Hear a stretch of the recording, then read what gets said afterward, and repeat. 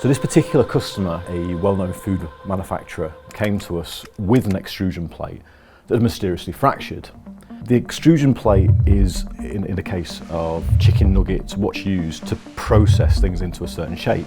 That didn't sound too unusual. Components wear all the time, but this component was brand new.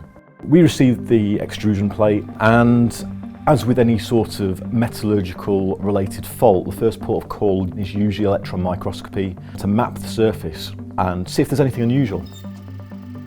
So across the failure face in particular versus the bulk material, we realised that there was actually a rich vein of bismuth running all the way through one corner of the component. There were some spots that were 70, 80, 90% bismuth, which led us to believe there are actually bismuth crystals forming. I don't know if you've ever seen the crystals for bismuth, but very beautiful to look at, but they're not known for their resilience, and they're very brittle. And all it took was a little bit of pressure, a few hundred nuggets being pushed through it, for it to eventually fail catastrophically.